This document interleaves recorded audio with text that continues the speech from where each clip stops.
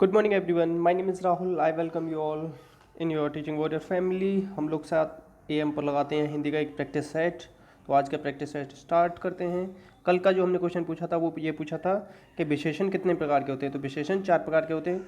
सुप्रिया जी ने सही जवाब दिया है, नैना जी ने दिया है, Sonika ji completing entertainment, speaking hurt, Shivani ji, Neetu ji, Ayesha ji और श्रेया जी, राहुल जी, अतुल जी और साहिद जी, इन लोगों के कमेंट्स थे। तो ज़्यादातर लोगों ने सही जवाब दिया है। कल से हम केवल 3 कमेंट लिया करेंगे, जैसे टाइम बचा करें हमारा। टॉप 3 कमेंट लेंगे कल से हम केवल। तो आज का पहला क्वेश्चन स्टार्ट करते हैं। इसमें बताना है सकर्मक और अकर्मक। सबसे ज़्यादा कन्फ्यूजिंग क्वेश्चन हिंदी के अंदर। एक चीज़ याद रखिएगा, अब मैं बता रहा हूँ आपको कुछ ट्रिक्स। क्या बता रहा हूँ? ट्रिक। तो इन ट्रिक को याद रख लो, अपने आप सकर्मक अकर्मक छांट लोगे। अगर कहीं स्वाभाविक क्रिया हो रही है, क्या हो रही है? स्वाभाविक। हंसना, सोना, ये क्या है? स्वाभाविक क्रियाएं। तो इसमें ये हमेशा कौन सी होती हैं? अकर्मक होती हैं, स्वाभाविक क्रिया जो होंगी। अब देखो मैं निकलवाना सिखाता हूँ। बच्चा गहरी नींद में सो रहा है, स्वाभाविक क्रिया, तो ये कौन सी होगी? अकर्मक होगी। कौन सी होगी? अकर्मक। मजदूर छाया में सुस्ता रहा है, सुस्ताना क्या है? अकर्मक क्रिया है। क्या है? अकर्मक क्रिया है। दो बच्चे जोर जोर से हंस रहे हैं, हंसना क्या है? स्वाभाविक क्रिया है, तो क्या होगी? अकर्मक। जहां आपको स्वाभाविक क्रिया दिख जाए वो अकर्मक कर देना, बाकी जो बच्चे वो सकर्मक। अब सकर्मक क्यों है ये भी बता देता हूँ। बालक पतंग उड़ा रहा है। क्या उड़ा रहा है? पतंग उड़ा रहा है। तो दो क्वेश्चन करना। क्या करना? एक तो क्या करना, क्या करना? क्या और कौन। अगर दोनों का उत्तर अलग अलग आए तो वो सकर्मक होगी, और इन दोनों का क्या और कौन से केवल एक उत्तर आए तो वो क्या होगी? अकर्मक होगी। बच्चा क्या उड़ा रहा है? तो पतंग उड़ा रहा है। कौन पतंग उड़ा रहा है? तो बालक उड़ा रहा है। तो दोनों के अलग अलग मिल रहे हैं ना। अगर इन दोनों का उत्तर केवल बालक मिलता तो वो हो जाता आपका अकर्मक। जैसे इसमें लगा के दिखा दूं आपको।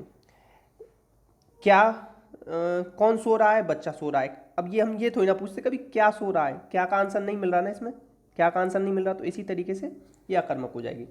और कुछ ना समझ में आए तो जहाँ स्वाभाविक क्रिया हो तो वो अकर्मक होगी। इस तरीके से आप निकाल लेना। तो ये पूरा टॉपिक क्लियर है आपका। ट्रिक के साथ आपका टॉपिक क्लियर है। इन जो मैंने बातें बताई हैं लिख लेना। अब देखो इसमें से बताना है कि किसमें कर्म कारक नहीं है। क्या? कर्म कारक नहीं है। कर्म की विभक्ति क्या होती है? कर्ता ने कर्म को। क्या होती है? को। देखो इसमें तो को है तो ये हट जाएगा, इसमें भी है ये भी हट जाएगा। अब इन दोनों में आपको कन्फ्यूजन हो सकता है। अब ग्वाला गाय दुहाता है, तो ग्वाला गाय को दुहाता है। क्या होता है? गाला ग्वाला गाय को दुहाता है हो जाएगा। ये हमेशा इसमें छुपी हुई है विभक्ति को। मगर बालक रोते रोते सो गया, बालक रोते रोते सो गया, इसमें कर्म कारक आपका नहीं है। तो ये आपका पहला अलग हो जाएगा। ठीक है, नेक्स्ट। अब देखो ये पूरा टॉपिक है, कर्मवाच्य, कृतवाच्य और भाववाच्य। टॉपिक समझा रहा हूँ पूरा, लिख लेना बिल्कुल। एक एक जो मैं पॉइंट बताऊँ वो सारे टॉपिक में लिखते जाना। अब देखो 3 तरीके के होते हैं। पहला लिखो कृतवाच्य, कृतवाच्य, कर्मवाच्य, कर्मवाच्य और भाववाच्य, भाववाच्य। अब देखो कृतवाच्य में क्या होगी? ने उपसर्ग होगा। क्या होगा? ने होगा या शून्य कारक होगा। क्या होगा? शून्य कारक होगा। ठीक है। अब इसमें के द्वारा या से द्वारा होगी, या से द्वारा। और भाववाच्य क्या होगी? ये हमेशा अकर्मक क्रिया होगी। कैसी होगी? अकर्मक। और ये कर्मवाच्य है तो ये सकर्मक होगी। क्या होगी? सकर्मक। और ये कृतवाच्य या तो सकर्मक भी हो सकती है और अकर्मक भी हो सकती है। ठीक है। अब ये जो कृतवाच्य है इसमें जो क्रिया है वो कर्ता के हिसाब से बदलती है, और कर्मवाच्य में कर्म के हिसाब से, भाववाच्य में जो है अकर्मक रहती है। अब देखो मैं इसको ना लगा के दिखा देता हूँ आपको कैसे आप लगाओगे। देखो अब इसमें इस वाले को देखो, ये ना आपका कर्मवाच्य नहीं है। अब मैं समझाता हूँ क्यों नहीं है। बाल नहीं है, पहले तो ये बता दूँ, ये बालक है। क्या है? बालक। बालक खिलखिलाकर हंस रहा था। तो अब मैं कहूँ बालिका खिलखिला, यहाँ पे बालक की जगह क्या रख दूँ? बालिका रख दूँ। इसका कर्ता कौन है? बालक ही तो है। तो बालक की जगह कर दिया अगर मैंने बालिका, तो बालिका खिलखिलाकर हंस रही थी। बदल गया ना ये? किसके अनुसार बदला है? बालक और बालिका के हिसाब से। तो ये कौन सा वाच्य हो गया? ये कृतवाच्य हो गया। क्या हो गया? कृतवाच्य हो गया। तो इसमें ये ही आपका अलग हो जाएगा। अब देखो ये जो मैंने कृतवाच्य बताया ना, ये इसमें नहीं लगेगा क्योंकि ये कर्मवाच्य है। जैसे उसने की जगह राम, इसमें तो थोड़ा आपको कंफ्यूजन हो सकता है। इसे देखो आप, छात्र द्वारा पुस्तक पढ़ी गई, राम द्वारा पुस्तक पढ़ी गई, सीता द्वारा पुस्तक पढ़ी गई, बदल तो नहीं रहा। अगर आप इस पुस्तक को बदल दो, जैसे छात्री जगह रख दो पहले तो राम, राम द्वारा अखबार, अखबार लिख दो, अखबार पढ़ा गया, तो ये अखबार के अकॉर्डिंग बदल रहा है ना, पढ़ी गई है पढ़ा गया, तो ये इसमें क्या है, कर्म के हिसाब से बदल रहा है। तो यहाँ कर्म के हिसाब से बदले तो कर्मवाच्य, कर्ता के हिसाब से बदले तो कर्तवाच्य। और एक चीज़ हमेशा याद रख लेना, जहाँ भी कर्ता के बाद ने आएगा तो वो अगर बदले या न बदले, ये हमेशा के लिए याद है, वो कृतवाच्य ही होगा। क्या हो, कृतवाच्य, मतलब कर्तावाच्य। तो ये आपका टॉपिक क्लियर है? कोई कन्फ्यूजन हो तो कमेंट बॉक्स में बता देना, दोबारा बता दूंगा आपको। इसमें से कौन सी विद्यापति की पदावली की कौन सी भाषा है? अब देखो विद्या, तो जो मैथ की विद्या है, क्या मैथ, मैथ की विद्या लेने में बहुत टाइम लगता है, क्योंकि मैथ इजीली समझ में नहीं आता हर किसी को। तो विद्या मैथ, विद्या मैथ, तो ये विद्यापति की भाषा कौन सी? मैथिली है। तो मैथिली, मगही और भोजपुरी, भोजपुरी ये सब ना बिहारी भाषा की बोलियाँ हैं, बिहारी की ये सब बोलियाँ हैं। मैथिली, मगही, भोजपुरी, मैथिली, मगही, भोजपुरी, MMB से याद रखता हूँ मैं, ठीक है? तो इसे लिख लो अपनी कॉपी में। और अब देखो अवधी, बघेली, ABC, अवधी, बघेली, छत्तीसगढ़ी, ये किसकी है? पूर्वी हिंदी की है, ठीक है? और पूर्वी हिंदी का विकास किससे हुआ है? अर्धमागधी से हुआ है। और ब्रजभाषा किसकी है? ब्रजभाषा हुई या कौरवी हुई आपकी, ये किसकी है? और या कन्नौजी हुआ, ये आपकी ये है पश्चिमी हिंदी की, किसकी है? पश्चिमी हिंदी की। और पश्चिमी हिंदी का विकास किससे हुआ है? सौर सैनी अपभ्रंश से हुआ है, सौर सैनी अपभ्रंश से हुआ है, ठीक है? अब देखो पृथ्वीराज रासो किस काल की रचना है? पृथ्वी में देखो ये याद आ रहा है, ये याद आ रहा है, आ रहे हैं ना आधे आधे, आधे आधे ज़्यादा आ रहे हैं ना, तो जब आधे आधे आ रहे हैं तो ये आदिकाल की होगी। अब देखो पृथ्वी की सैटेलाइट का नाम क्या है? चंद्र। पृथ्वी की क्या है? पृथ्वी और चंद्र साथ साथ आते हैं ना, क्योंकि चंद्रमा पृथ्वी के चक्कर लगाता है। तो पृथ्वीराज रासो किसकी है? चंद्रवरदायी, चंद्रवरदायी। ये ट्रिक्स हैं, अब इस पर आप ये मत कहिएगा कि सर ऐसे भी हो सकता था, तो केवल याद करने का तरीका बता रहा हूँ, जैसे मैंने खुद किया है। कामायनी, कामायनी किसकी है? कामायनी आपकी जयशंकर प्रसाद जी की, किसकी? जयशंकर प्रसाद जी की, ठीक है? ये तो आपने बहुत ज़्यादा सुनी होगी, बहुत ज़्यादा फेमस है। अब देखो इसमें से कौन सा छायावादी कवि है? आप याद कैसे करो? याद ऐसे करो, जैसे जब भी आपका मित्र आता है, क्या आता है? मित्र। तो मित्र से कहते हो ना, चलो यार अंदर बैठ जाओ, कमरे में बैठ के बात करते हैं, छाया में बैठ के बात करते हैं, रोड पे खड़े होकर बात नहीं करते। तो मित्र को कहाँ ले जाते हो आप? छाया में ले जाते हो। तो सुमित्रानंदन पंत छायावादी। एक दो और बता देता हूँ आपको। एक तो महादेवी वर्मा, महादेवी वर्मा।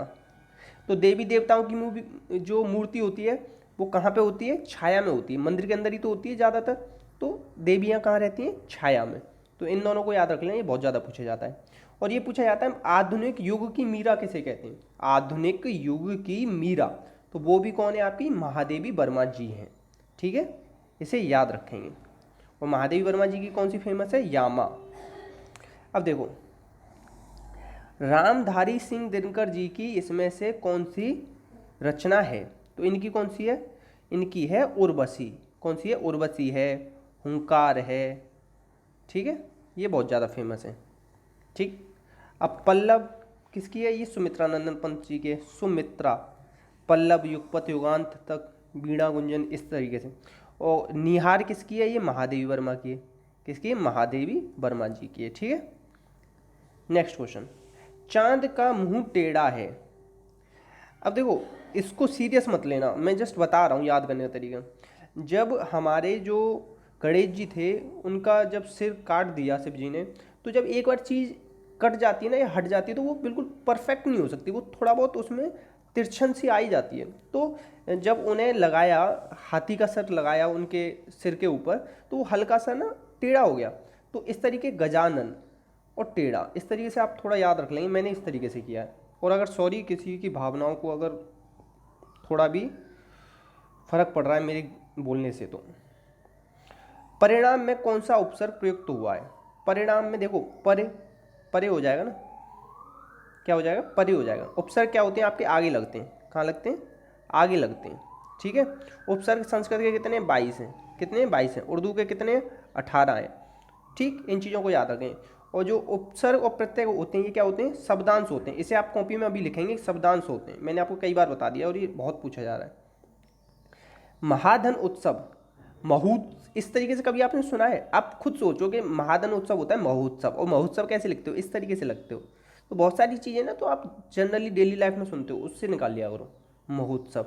अब देखो मैंने कई बार आपको बताया कि जब इस तरीके की एक मात्रा लग रही हो या एक मात्रा इस तरीके की लग रही हो तो क्या होता है, एक गुण तो हर इंसान में होगा, चाहे रावण हो चाहे वो कोई भी हो। रावण को हम बुरा मानते हैं तो रावण के अंदर भी कौन है, एक गुण है, क्योंकि वो देखो इतना प्रकांड विद्वान था, है ना, तो उसके अंदर भी एक गुण था। अब जब एक से ज़्यादा गुण हो जाए तो जब एक से ज़्यादा कोई चीज़ होगी तो वृद्धि हो गई नहीं हो गई, तो इसमें वृद्धि स्वर संधि, तो याद करने की कोई ज़रूरत ही नहीं, खुद देखो। अब देखो जहाँ यण, यण की भी बताइए मैंने, य र ल ब, इनसे पहले आधे आधे आ जाएं, आधे आधे आ जाएं, क्या आ जाए आधे आधे, तो वो क्या हो जाएगा, यण स्वर संधि हो जाएगी। ठीक है। और या और वाह क्या होते हैं आपके, अर्ध स्वर होते हैं, ये भी बहुत ज़्यादा पूछा है। अर्ध स्वर कौन कौन से, या और व। और रा कौन सा है आपका, लुंठित है, लुंठित और प्रकंपित रा। और ला क्या है आपका, पार्श्विक है, पार्श्विक। ला है आपका पार्श्विक, रा है आपका लुंठित और प्रकंपित। तो इन्हें जो मैंने बताया लिख लेना। प्रकृति का सुकुमार कवि, क्या सुकुमार कवि, ये बहुत ज़्यादा पूछा जा रहा है, मेरे भी डीएलएड के पेपर में पूछा गया था। सुकुमार, सुकुमार से सुमित्रा, सुकुमार सा और सा इस तरीके से थोड़ा मैच करेंगे आप। सुकुमार कौन है, मित्र। ठीक है। सब प्राची पश्चिम भू नभ अपार, पूछ रहे हैं दिक् दिगंत, वीरों का कैसा हो बसंत। तो ये किसकी है आपकी, ये आपकी सुभद्रा कुमारी चौहान। जहाँ भी आपकी वीरों की बात आ जाए ना, किसकी, वीरों से रिलेटेड जो बात आ जाती है तो वो मैक्सिमम 90% किसके द्वारा करी हुई है, सुभद्रा कुमारी चौहान जी के द्वारा करी गई है। कुछ समझ में ना आए ना तो इसे लगा देना इस तरीके से। साहित्य अकादमी पुरस्कार कितनी भारतीय भाषाओं में प्रदान किया जाता है। अब देखो इसके ऑप्शन गलत हैं, क्या है, ऑप्शन गलत हैं, तो इसका ऑप्शन जो होगा ना वो अब होगा 24, क्योंकि 22 तो हमारी क्या है, मान्यता प्राप्त भाषाएं, और एक राजस्थानी, क्या, राजस्थानी, और एक अंग्रेजी, क्या, अंग्रेजी। ठीक है। तो अभी पिछली बार अमिताभ कांत जी को अंग्रेजी में दिया गया था पिछली साल, और राजस्थानी में भी दिया जाता है, तो 22 + 2 कितनी हो गई, 24 भाषाओं में आपको ये दिया जाता है, तो इसे आप याद रखेंगे। ठीक है। और ये कब से दिया जा रहा है, ये आपका दिया जा रहा है 1955 से, कब से, 1955 से। नेक्स्ट क्वेश्चन पे आते हैं।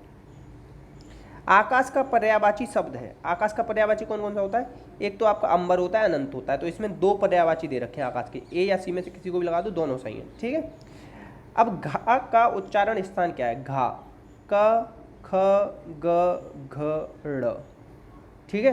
तो ये आपके कौन से हो जाएंगे, ये आपके हो जाएंगे कौन से, कंठ, कंठ, या इन्हें क्या और बोलते हैं, कहीं कहीं आपको लिखा मिल जाए काकल्य, तो आप कंफ्यूज मत हो जाना कि काकल्य तो पढ़ा ही नहीं है, सर ने पढ़ाया ही नहीं काकल्य। ठीक है। और तालु में कौन से आते हैं, चा वर्ग आते हैं, कौन सा, चा। फिर उसके बाद कौन सा आता है आपका, मूर्धन्य आता है, कौन सा, मूर्धन्य। मूर्धन्य में कौन सा आता है, ट। और दंत में ता वर्ग आता है, और ओष्ठ में कौन सा आता है, पा। अगर आपके ओष्ठ काट दिए जाए ना तो होठों के बिना आप नहीं बोल सकते पा वाले, प फ ब भ म, आप बोल के देखो, तो ये आप बोल नहीं सकते इन 5 को। ठीक है। और ओ औ ये भी नहीं बोल सकते। ठीक। अब देखो ये संयुक्त व्यंजन के बारे में पूछ रहा है, छ, त्र, ज्ञ, ठीक है, और श्र। अब ये जो बनता है ये तो क्र प्लस शा से बनता है। अब आपको ये भी दे सकता है कि कहीं पे ऑप्शन में ना इसमें भी हलंत लगा दे और फिर बाद में आ जोड़ दे, तो इसमें हलंत और आ दोनों इसमें ही सम्मिलित होते हैं इस तरीके, ये इसमें क्या है, पूरा है ये, अगर हलंत लगा दोगे तो आ जाएगा आगे, तो इस चीज़ को याद रखेंगे। और इसमें जो ज्ञा है ये किससे बनता है, ये इससे बनता है। ठीक है। अब ये जो है इस वाले में अगर मैं हलंत भी लगा दूं और प्लस आ जोड़ दूं तो बात वही रहती है, इस चीज़ को याद रखो। ठीक है। क्योंकि जब कोई भी व्यंजन जब पूरा होता है तो उसमें क्या होता है, स्वर जुड़ा होता है। और आपसे ऐसे भी पूछा जा सकता है क्या ये पूरा है या अधूरा है, तो ये क्या है आपका, इसमें स्वर जुड़ा हुआ है, और क्र लिख दिया हमने, हलंत लगा दिया, तो इसमें स्वर जुड़ा हुआ नहीं है। कि अब ये शुद्ध व्यंजन है, 4 आपको दे देगा, क ख ग घ, और घा में हलंत लगा दिया। अब पूछ लेगा इसमें शुद्ध व्यंजन कौन सा है, तो शुद्ध व्यंजन इसमें ये है, क्योंकि इसमें स्वर मिले हुए हैं। क्या है, स्वर मिले हुए हैं, और व्यंजन आपके स्वर की सहायता से बोले जाते हैं। ठीक है। पानी पानी होना, तो ये तो बहुत आसान है, बहुत शर्मिंदा होना। ठीक है। अब अति उपसर्ग का निम्न में से किस शब्द में प्रयोग नहीं हुआ है। अब देखो अति अति अति प्लस युक्ति अत्युक्ति, अति प्लस अतिशय, अति प्लस रिक्त अतिरिक्त, अधीन में नहीं हुआ है। अधीन में कहीं आपको ति दिख रहा है?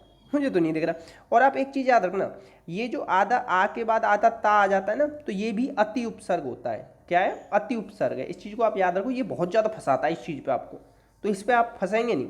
ठीक है, तो इसका कौन सा हो जाए? 96 का डी हो जाएगा। जो विज्ञान जानता हो तो वो कौन होगा? वैज्ञानिक ही तो होगा जो विज्ञान जानता हो। ठीक है, और जो व्याकरण जानता हो उसे व्याकरण कहते हैं, व्याकरण कहा जाता है। ठीक है, इसे भी याद रखेंगे। आदि का विलोम क्या होता है? कहते हैं ना आदि से अंत तक, आदि से अंत तक, तो इसका ये हो जाएगा। और ये बहुत पूछा जाता है, ये छोड़ो, वो थोड़ा सा दिमाग से उतर रहा है। ठीक है, अथ का इति, ये सॉरी आगे याद, अथ का इति, ये भी आपको बहुत पूछा जा रहा है आजकल, यूपीपीसीएस में पूछा गया है लास्ट टाइम भी। अब देखो सरबरी यामिनी रजनी, ये देखो एक आध तो आपको याद आ रहा होगा, रजनी, रजनी रात, रजनी रात को कहते हैं। ठीक है, सरबरी यामिनी भी किसके हैं? रात के। ठीक है, अब देखो ये जो कपड़ा है ना, इसका ये पूछा जाता है कपड़ा का तत्सम बताओ, तो करपट, क्या? करपट। ठीक है, और आपका किवाड़ का पूछा जाता है तो किवाड़ का होता है कपाट, किवाड़ का होता है कपाट। ये बहुत ज़्यादा पूछा है। जब कभी भी आप दर्शन करने गए हो मंदिरों में तो क्या कहते हैं? कपाट खुल गए, भगवान जी के या प्रभु जी के कपाट खुल गए। और ये इन दोनों में कन्फ्यूजन होता है, कपड़ा का क्या है? करपट। तो आप इसे याद रखें। और ये ऊपर रेफ वाला रा उड़ रहा है ना, तो ये वाला किस में? तत्सम में ही उड़ता है, केवल और केवल। और जितने भी आपके श है या आपके री, ये आपके संयुक्त व्यंजन, ये सब किस में आते हैं? और इसे बहुत याद रखो, इसका खा हो जाता है, छ का क्या हो जाता है? खा हो जाता है तद्भव में, और ये तत्सम में होता है। ठीक है, अब देखो इसको आप खुद बताएंगे कि ये आपका खुद क्वेश्चन है। टॉप 3 का कल हम नाम लेंगे। चट्टान का लिंग कौन सा है? स्त्रीलिंग है, पुल्लिंग? क्योंकि नपुंसक लिंग तो हिंदी में होता ही नहीं। ठीक है, तो आप इसका जवाब देंगे और आप बताएंगे कि आपको वीडियो कैसी लगी, और प्लीज़ अपने दोस्तों के साथ इसे शेयर करेंगे। हम लोगों का सपोर्ट करो, आप लोगों की सपोर्ट की बहुत ज़्यादा ज़रूरत है। कोई भी टॉपिक नहीं आ रहा है आप कमेंट बॉक्स में लिखो, पर्सनली पूछो, विद इन मिनट में आपका रिप्लाई करूँगा, बट प्लीज़ हम लोगों को सपोर्ट करें। Thank you so much.